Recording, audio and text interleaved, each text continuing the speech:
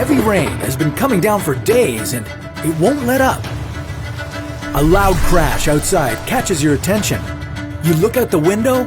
A massive surge of water is sweeping away trees, cars, and buildings with ease. A flash flood has overrun your town. The floodwater bursts open your door and starts rushing into your house. Hold your breath, because here's how to survive a flood. You might think that hurricanes or earthquakes top the list of the deadliest natural disasters, but floods are one of the most common, most destructive, and most deadly natural disasters in the world.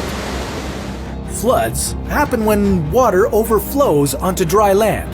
This can be caused by heavy rain, ocean waves, or when a dam breaks. They're frequent in coastal areas, floodplains, and areas near a river or stream. And with rising sea levels and heavier rainfall due to climate change, the number of floods is projected to increase drastically. How can you make your house flood-proof? Why should you stay out of the water at all costs? And what should you do if you're swept away in a flood? Step 1. Protect your house. First things first, protect yourself and your property. If you live in an area that's prone to flooding, one of the best things you can do to prepare is to make your house flood-proof. Feeling handy? You can fortify your house by constructing a barrier to stop the floodwater. Building levees, flood walls, or piling up sandbags can help keep the water out. If the flood breaks through the barriers, the first place it'll reach is your basement. Sealing the basement walls with a waterproofing coating can help to avoid seepage and damage. Okay, now that you've prepared your house, what should you do to prepare yourself? Step 2. Prepare.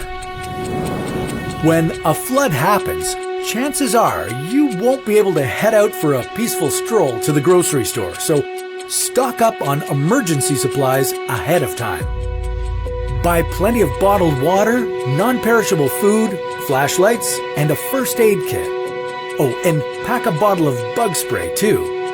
Floods don't just force people out of their homes. All kinds of bugs and pests will be flooded out of their habitats and into yours.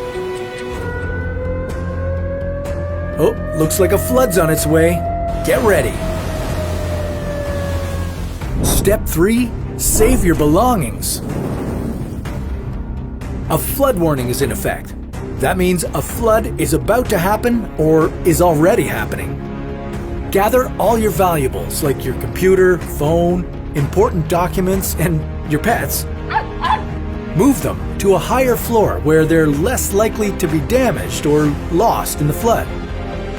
If you don't have an upper level, try to get your belongings somewhere high and safe, like a family member or friend's home. Water starts seeping through the cracks of your house. It's rising fast. What should you do now? Step 4. Stay out of the water.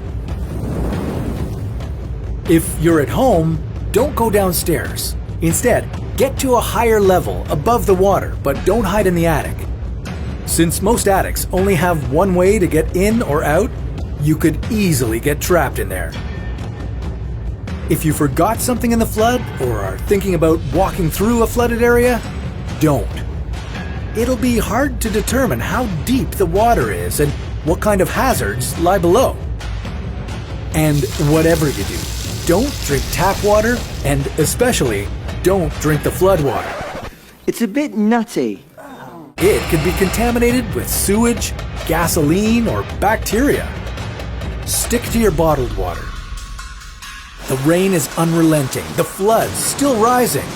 Forget your belongings. Your last resort is to get on the roof and call for help. But the wind is strong and an unsuspecting wave pushes you into the water. Step 5. Position yourself. You're caught in the fast-moving flood. Do everything possible to keep your feet pointed downstream and move over obstacles.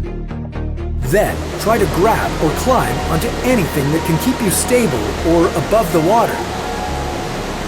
Once you've got a hold of something, yell for help as loudly as possible. Step 6. The aftermath. You caught a lucky break. A rescue team saved you and the flood died down. But don't get settled just yet. You've got some cleaning up to do. Everything in your home that was in contact with the floodwaters could be contaminated.